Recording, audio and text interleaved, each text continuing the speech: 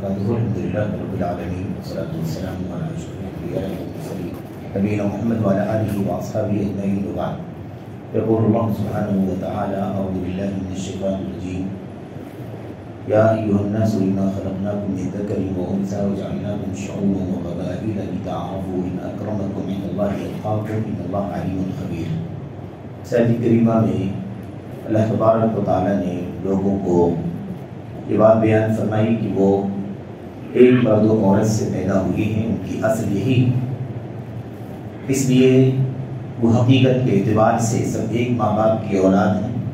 نہ کسی مال کی وجہ سے، نہ کسی حسب و نسب کی وجہ سے، نہ کسی خاندانی شرافت اور برادری کی بنیاد پر کسی کو کسی پر فضیلت حاصل ہے۔ صرف اور صرف فضیلت کی جو بنیاد ہے،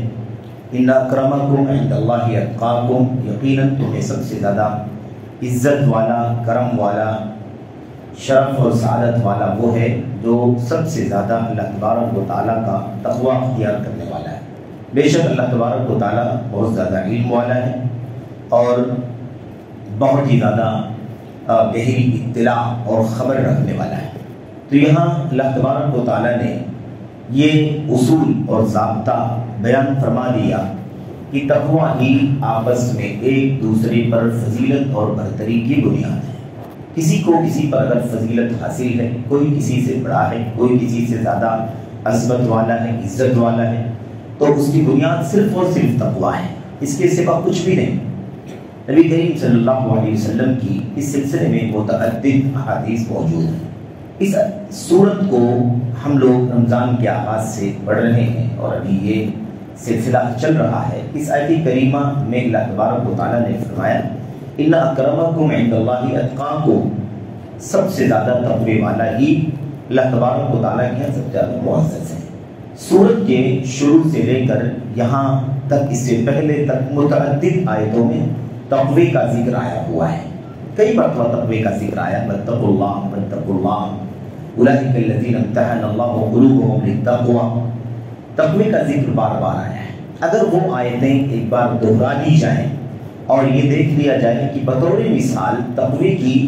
چند مثالیں جو خود اس سورت الحجرات کے اندر آئی ہوئی ہیں اور کس سیاق میں آئی ہوئی ہیں، کس پس منظر میں آئی ہوئی ہیں، تو میں سمجھتا ہوں کہ یہاں اس آیت کریمہ کو سمجھنے میں ہمیں بہت زیادہ آسانی ہو جائے گی۔ تو وہ آیتیں اپنے ذہن میں لائیں یا اس سورت کی تلاوت کریں اور دیکھیں کہاں کہاں آیت کریمہ میں سورت کے اندر متعدد جگہوں پر تقوی کا ذکر آیا ہے، تقوی کا حکم دیا گیا ہے۔ اور یہاں اللہ فرماتا ہے کہ سب سے زیادہ معزز وہ ہے جو سب سے زیادہ تقوی شعار ہے۔ تو کن کن چیزوں سے منع کیا گیا اور اس کے مقابلے میں اللہ تبارک و تعالیٰ نے تقوی کا حکم دیا، یہ ہمارے لیے بنیادی سبق اور پیغام ہے اس سورت کے اندر کی آیتوں کے ذریعے سے۔ ورنہ پورا قرآن کریم اللہ تبارک و تعالیٰ کی تقوی کا حکم دیتا ہے، اس کی فضیلت بیان کرتا ہے، اس کی جزا دنیا میں آخرت میں بیان کرتا ہے، ان کا مقام اور مرتبہ دنیا آخرت میں اللہ تبارک و تعالیٰ کی کلام کے اندر واضح کرتی ہے اللہ کی کلام کی آیتیں۔ تو پورا قرآن کریم تقوی کے حکم سے بھرا ہوا ہے اور یہی اس زندگی کا حاصل ہے کہ ہماری زندگی تقوی کے ساتھ گزر جائے۔ تو اللہ فرماتا ہے: اکرمکم اتقاکم، سب سے زیادہ عزت والا وہ ہے جو سب سے زیادہ تقوی والا ہے۔ یاد کریں کہ دنیا میں اس سے زیادہ دنیا میں ہماری اور آپ کی جو زندگی ہے اس میں ہمیں سبق دینے والی، ہمیں پیغام دینے والی اس عظیم الشان آیت کریمہ سے بڑھ کر کے کوئی آیت نہیں ہے۔ اللہ کے نبی محمد رسول اللہ صلی اللہ علیہ وسلم نے اس بات کو اپنی مختلف احادیث کے اندر اور خاص طور پر ان جگہوں پر جو بڑی گیدرنگ والی جگہیں تھیں، مثال کے طور پر فتح مکہ کے موقع پر جب آپ کے ساتھ 10,000 صحابہ کرام موجود تھے اور بڑی تعداد میں مشرکین تھے، وہاں آپ نے خطاب فرمایا تو وہاں آپ نے اس بات کو خاص طور پر ذکر کیا کہ دین کے اندر سب سے زیادہ بڑی بنیاد اگر کوئی ہے کسی کی فضیلت، برتری، عزت، شان و شوکت کی، تو وہ صرف اور صرف تقوی ہے۔ کسی کے پاس مال کتنا بھی ہو جائے، اگر تقوی نہیں ہے تو اس کے اللہ تعالیٰ کے یہاں کوئی قیمت نہیں۔ کسی کے پاس کسی کی برادری بہت اونچی ہو، جو بہت بڑی ایک لعنت کی شکل اختیار کر گئی ہے کہ بہت سارے لوگ سمجھتے ہیں کہ برادری کے اعتبار سے ہم فلاں ہیں تو ہمارا مقام بہت زیادہ اونچا ہے، یا ہم فلاں خاندان کے، ہمارے باپ دادا فلاں تھے اس لیے ہم اس خاندان کے ہیں تو بہت زیادہ اونچے۔ تو کوئی بھی بنیاد نہیں، نہ کوئی مال ہے، نہ کوئی مقام ہے، دنیا کے اندر نہ شہرت ہے، نہ حسب و نسب ہے، نہ خاندان ہے، نہ اور کوئی چیز، صرف اور صرف تقویٰ ہے۔ اللہ کے نبی صلی اللہ علیہ وسلم نے فرمایا من بطأ به عمله لم يسرع به نسبه، جس شخص کو اس کا عمل پیچھے ڈال دے، اس کا نسب، اس کا خاندان، اس کی برادری یا اس کے باپ دادا کے حوالے اسے آگے نہیں لے جا سکتے۔ تو یہ سب سے بنیادی چیز ہے۔ اور تقوی کے اندر ایمان ہے، عمل ہے، تقوی کے اندر عقیدہ ہے، تقوی کے اندر حرام سے بچنا ہے، تقوی کے پورا دین اسلام جو کچھ کرنے کا نام ہے وہ تقوی ہے۔ اور جن تمام چیزوں سے بچنے کے لیے اللہ تعالیٰ نے اپنی کتاب میں اپنی سنت میں حکم دیا ہے، اس سے بچنے کا نام تقوی ہے۔ تو فعل المأمورات و ترک المنکرات، جو کچھ کرنا ہے اسے کرنا اور جن چیزوں سے بچنا ہے ان سے بچنا، یہی تقوی ہے۔ تو اللہ تبارک و تعالیٰ نے جیسے کہ آیت میں فرمایا، اللہ کے نبی صلی اللہ علیہ وسلم نے یہ بات سمجھائی کہ اگر کسی کا ایمان اور اس کا عمل اسے پیچھے کر دیتا ہے،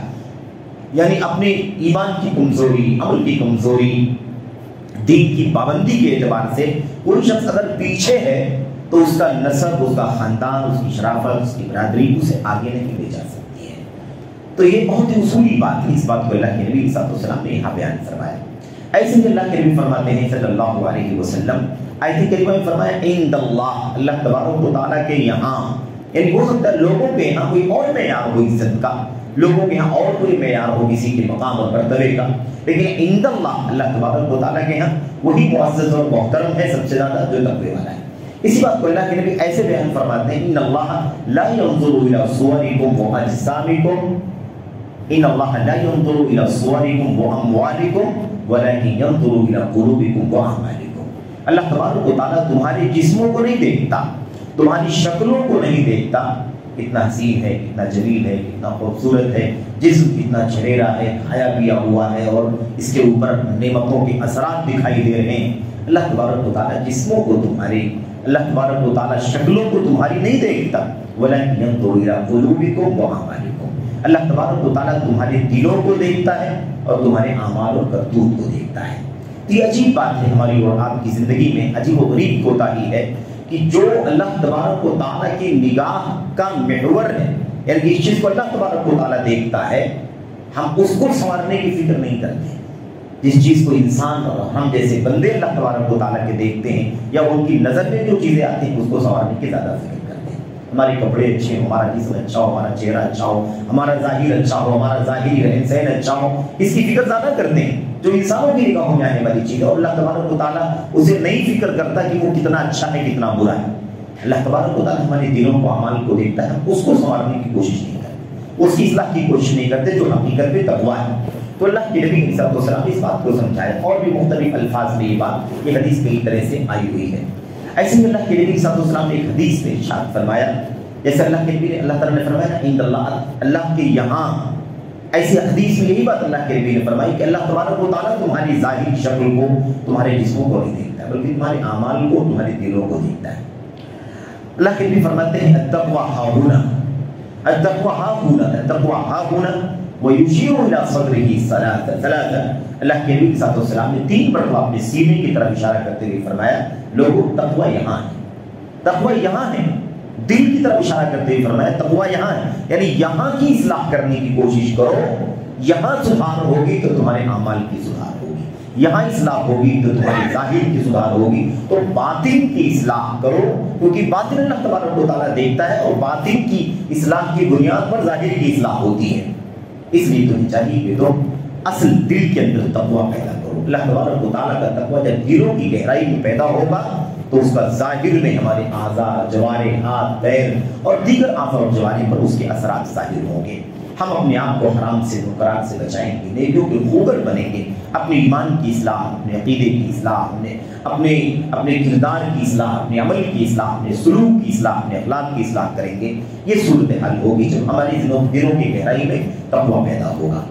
اسی لیے اللہ کے نبی علیہ السلام ہمیشہ اپنی تقریروں میں، اپنے خطبوں میں، اپنے دروس میں اپنی امت کو تقوی کی وصیت کرتے رہے۔ اللہ تبارک و تعالیٰ اپنے بندوں کو تقوی کی وصیت کرتا رہا، کیونکہ اس سے بڑی چیز کچھ نہیں ہے۔ اچھا، ایسے ہی آپ دیکھیں کہ نبی کریم صلی اللہ علیہ وسلم نے اب یہ جو پہلو تھا یہ جو پہلو تھا کہ حسب نسب خاندان شرافت عرب عجم میں فلاں جگہ کا رہنے والا ہوں، میں فلاں جگہ کا رہنے والا ہوں، میں فلاں ہوں، تم فلاں ہو، یہ جو پہلو ہے اس کا تذکرہ کرتے ہوئے خصوصی طور پر نبی کریم صلی اللہ علیہ وسلم نے اپنے صحابہ کو سمجھایا۔ صحابہ نے پوچھا اللہ کے نبی ای الناس اکرم، سب سے زیادہ عزت دار لوگ کون ہیں؟ آج بھی دنیا کے اندر ہم لوگ بہت باتیں کرتے ہیں، فلانا بڑا عزت والا آدمی ہے، فلانا بڑا عزت دار ہے، اس کی بڑی عزت ہے، وہ بڑا معزز ہے، وہ بڑا محترم ہے۔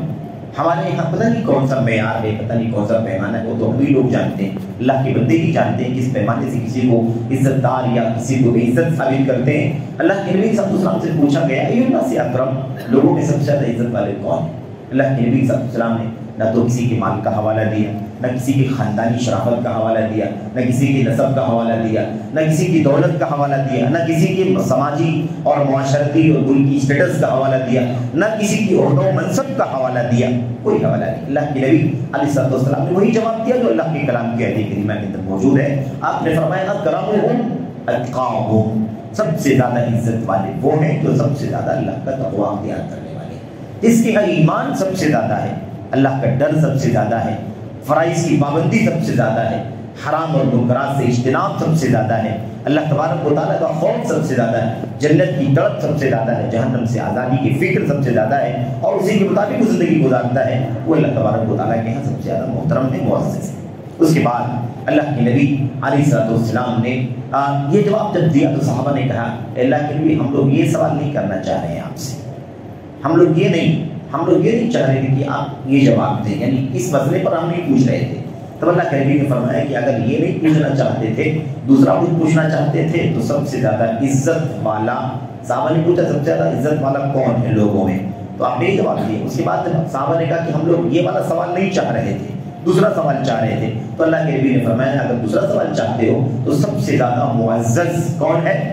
آپ نے فرمایا یوسف نبی اللہ ابن نبی اللہ ابن نبی اللہ ابن خلیل اللہ۔ تب تو وہ حضرت یوسف علیہ السلام ہیں، یوسف جو میرے بھائیوں یعقوب کے بیٹے ہیں، یعقوب جو اسحاق کے بیٹے ہیں، اور یعقوب اور اسحاق جو اللہ کے خلیل ابراہیم علیہ السلام کے بیٹے ہیں، یہ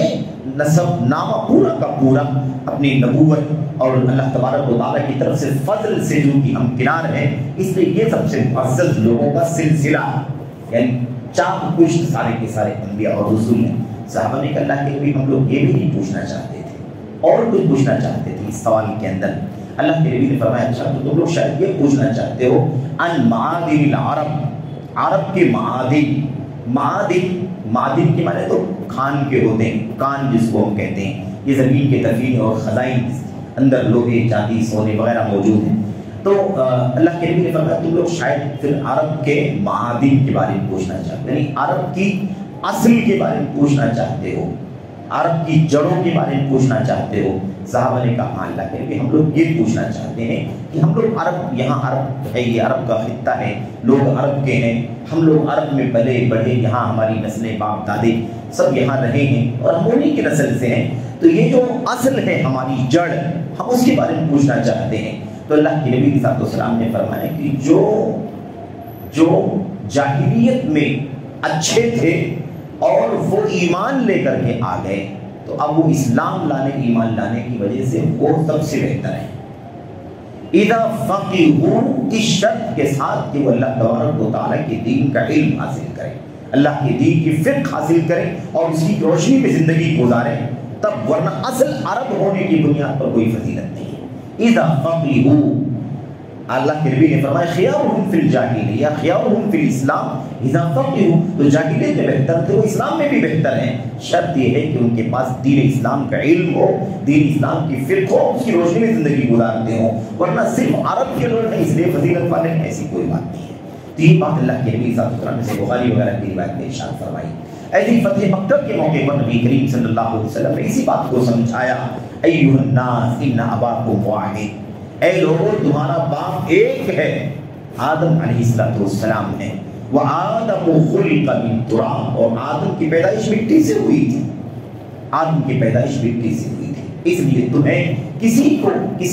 تمہارے لیے تم میں سے کسی کے لیے بھی یہ روا اور جائز نہیں ہے کہ اس کے علاوہ وہ کسی بنیاد پر فخر کرے کہ اس کے یہاں تقویٰ ہے۔ تقوی کی کی بنیاد کے علاوہ کسی بنیاد پر فخر کرنا یہ جائز نہیں ہے۔ اللہ کے نبی صلی اللہ علیہ وسلم نے اس موقع پر سمجھایا ان اللہ قد اذهب عنکم عبیۃ الجاہلیہ وفخرها بالآباء۔ اے لوگوں، اسلام آ چکا ہے، اسلام نے اپنی آمد کے بعد جاہلیت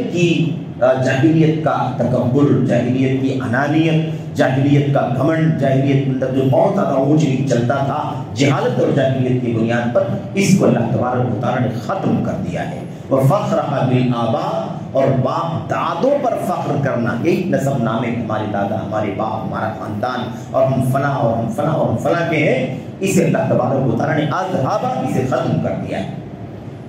اب جب باقی بچا ہے فالناس رجلان، لوگوں کے صرف اور صرف دو کیٹیگری ہیں، مؤمن بر تقی کریم علی اللہ و اللہ کے۔ ایک پہلی کیٹیگری کون سی ہے؟ ایمان والے، تقوی والے، معزز ہیں جو اللہ تبارک و تعالیٰ کے ہیں۔ اور دوسرا کیا ہے؟ کافر، فاسق، بد عمل، بد کردار، اور اللہ تبارک و تعالیٰ کی نظر میں حقیر ہے وہ۔ یہی دو ہی کیٹیگری، یا تو تقوی اور ایمان کی بنیاد پر اونچا ہوگا، یا تقوی اور ایمان کے نہ ہونے کی بنیاد پر حقیر اور ذلیل اور پست ہوگا اللہ تبارک و تعالیٰ کے۔ دو ہی حساب و کتاب، اور کوئی حساب و کتاب اللہ تبارک و تعالیٰ کی نہیں ہے۔ اس حوالے سے اللہ کے نبی صلی اللہ علیہ وسلم نے ایک بات اور بیان فرمائی، آپ نے فرمایا اے لوگوں ان اللہ قد اذهب عنکم عبیۃ الجاہلیہ وتعاظمها بالآباء ولا ينتهين احدکم فخره بالآباء، اور اللہ کے نبی صلی اللہ علیہ وسلم نے عجیب تعبیر استعمال فرمائی۔ آپ نے فرمایا تم میں سے، یہ بات تو ہو گئی کہ اللہ نے جاہلیت کے کبر کو، گھمنڈ کو ختم کر دیا ہے، تم میں سے ہر آدمی کو، یا تم میں سے جو لوگ ہیں تم لوگوں کو ضرور ضرور باپ دادا پر جو فخر کرتے ہو اس سے باز آ جانا چاہیے۔ وہ باپ دادے تمہارے الذین ماتوا، جن کی موت ہو چکی ہے، فإنهم فحم من فحم جہنم، کیونکہ وہ تو جہنم کے کوئلوں میں سے کوئلہ بن چکے ہیں۔ یعنی آپ علیہ السلام کے جو لوگ وہاں سامنے مخاطب تھے آپ کے، اور ان کے باپ دادے کفر کی حالت میں ایمان کے بغیر دنیا سے چلے گئے، لیکن آج بھی اس وقت بھی عرب کے لوگ باپ دادوں پر فخر کیا کرتے تھے، تو آپ نے فرمایا تم میں سے جو لوگ انہیں باپ دادے جو جہالت، جاہلیت میں، کفر اور شرک کی حالت میں مر گئے، جو لوگ ان پر فخر کرتے ہیں انہیں باز آ جانا چاہیے اپنے باپ دادوں پر، مرے ہوئے باپ دادوں پر فخر کرنے سے، کیونکہ وہ تو جہنم کا کوئلہ بن چکے ہیں۔ یعنی کیا مطلب؟ ان کا انجام جہنم ہے، کیونکہ کفر پر دنیا سے گئے ہیں وہ۔ اب کوئی کہہ سکتا ہے کہ اس وقت کوئی نبی نہیں تھا، نبی کیسے نہیں تھا؟ نبی نہیں تھا، لیکن اس وقت عرب کے اندر اللہ کے نبی، اللہ کے خلیل حضرت ابراہیم علیہ السلام کا دین توحید موجود تھا، اسے لوگوں نے، عربوں نے بگاڑا، اسے لوگوں نے چھوڑا، اس کے اندر لوگوں نے شرک و کفر سے بدل دیا، اس دین ابراہیمی جو خالی توحید کا دین تھا اسے بدعات سے گھیر دیا۔ یہ سب ان کا جرم تھا، اس لیے اللہ تبارک و تعالیٰ کی ان کی گرفت ہوگی، ان کی پکڑ ہوگی۔ اس لیے اللہ کے نبی کی حدیث ثابت ہوتا، آپ نے فرمایا کہ وہ انہم فحم من فحم جہنم، وہ جہنم کی کوئلوں میں سے کوئلہ، یہ حالت ان کی ہو چکی۔ اگر یہ لوگ باز نہیں آئیں گے، اللہ کے نبی نے فرمایا فَإِنَّهُمْ أَقْبَلُ عَلَى اللَّهِ مِنَ الْجَعْلَانِ الَّذِي يُدَحْدِبُ الْخِرَاءَ مِنْ أَنْفِهِ۔ اللہ کے نبی نے فرمایا اگر یہ لوگ اپنی باپ دادوں پر فخر کرنے سے باز نہیں آئیں گے، جو مر چکے اور جہنم کا کوئلہ بن چکے ہیں، تقوی کی زندگی نہیں گزاریں گے، تو ایسے لوگ اللہ تبارک و تعالیٰ کی نگاہ میں اتنے حقیر ہوں گے جیسے وہ گندگی میں پلنے والا کیڑا، گندگی میں جنم لینے والا کیڑا، غلاظت میں جنم، جس کو گوبرا یا کیا کہتے ہیں، وہ اپنی زبان مجھے صحیح سے نہیں معلوم اس کا نام کیا ہے، لیکن وہ گندگی اور غلاظت میں چلنے والا کیڑا ہوتا ہے۔ اللہ کے نبی فرمائے وہ اپنی ناک سے گندگی کو ڈالتا ہے، ہٹاتا چلتا ہے، آگے بڑھتا ہے، ناک ہی سے گندگی کو ہٹاتا ہے، آگے نکلتا ہے، ناک ہی سے گندگی کو ہٹاتا ہے، آگے نکلتا ہے۔ اللہ کے نبی نے فرمایا جیسے وہ حقیر ہے اس سے بھی زیادہ یہ لوگ حقیر ہوں گے جن کے پاس دین، ایمان، عمل اور تقوی کی کوئی بنیاد فضیلت کی نہیں ہے، بس وہ صرف اور صرف باپ دادوں کے حوالے دیتے ہیں، اپنی خاندانوں کے، اپنے نسب کے، حسب کے حوالے دیتے ہیں۔ ایسے لوگ اگر باز نہیں آئیں گے تو اس حقیر کیڑے سے بھی ذلیل ہوں گے اللہ تبارک و تعالیٰ کے۔ اے لوگوں تم سب ایک باپ کی اولاد ہو، آدم تمہارے باپ مٹی سے پیدا کیے گئے تھے تو اسی کی اولاد ہو، اس بنیاد پر فخر کی۔ بہرحال اللہ کے نبی صلی اللہ علیہ وسلم نے اس بات کو سمجھایا، حجۃ الوداع کے موقع پر درمیانی ایام میں یعنی 10, 11, 12, 13 تو بیچ میں 11 یا 12 تاریخ کو نبی کریم صلی اللہ علیہ وسلم نے ایام تشریق کے بیچ والے دن یعنی 12 تاریخ کو اللہ کے نبی علیہ السلام نے صحابہ کرام کو خطاب کرتے ہوئے بہت ساری باتیں بتلائیں. ان میں یہ بات بھی موجود تھی. اللہ کے نبی نے فرمایا الا لا فضل لعربی علی عجمی ولا لعجمی علی عربی ولا لاحمر علی اسود ولا لاسود علی احمر الا بالتقوی. اے لوگوں یاد رکھو کلکم من آدم و آدم من تراب، تم سب کے سب آدم سے پیدا ہوئے ہو اور آدم مٹی سے بنائے گئے تھے. یاد رکھو کسی کالے کو کسی گورے پر، کسی گورے کو کسی کالے پر، کسی عربی کو عجمی پر، کسی عجمی کو عربی پر کوئی فضیلت نہیں الا بالتقوی، سوائے تقوی کی. تقوی ہی بنیاد ہے. اور پھر اللہ کے نبی صلی اللہ علیہ وسلم نے آیت کریمہ پڑھی ان اکرمکم عند اللہ اتقاکم ان اللہ علیم خبیر. بہرحال میرے بھائی اللہ سے دعا کریں کہ اللہ تبارک و تعالیٰ ہمیں اور آپ کو اپنی زندگیوں میں تقوی کا جوہر پیدا کرنے کی توفیق عطا فرمائے. ہم زیادہ دولت پا کے کھا کے پل کر کے مر جائیں یا غریب اور فقیر ہو کر کے قلاش اور محتاج ہو کر کے دنیا سے چلے جائیں، اس کا اللہ تبارک و تعالیٰ کے ہاں کوئی بھی مقام نہیں ہے. اس سے کوئی فرق نہیں پڑتا کہ ہم ویسے مر جائیں یا ایسے مر جائیں. اصل معیار یہ ہے کہ تقوی لے کر کے جائیں. فإن خير الزاد التقوى وتزودوا فإن خير الزاد التقوى واتقون يا أولي الألباب. تقوی کا توشہ، تقوی کا سامان، تقوی کا ذخیرہ جمع کرو کیونکہ سب سے بہترین سامان تقوی ہے. سب سے بہترین سامان سفر توشے راہ یہ تقوی ہے. اور اللہ کے نبی اللہ تبارک و تعالیٰ نے فرمایا واتقون یا اولی الالباب. اس لیے اگر عقل مند ہو، سوجھ بوجھ رکھتے ہو تو مجھ سے ڈرو، میرا تقویٰ اختیار کرو. اللہ سے دعا کرتے ہیں کہ اللہ تبارک و تعالیٰ ہمیں اس معیار پر زندگی گزارنے کی توفیق عطا فرمائے. اپنی زندگیوں میں تقوی سے زیادہ اہمیت کسی کے مدد کو نہ دیں، نہ سمجھیں اور اسی کی روشنی میں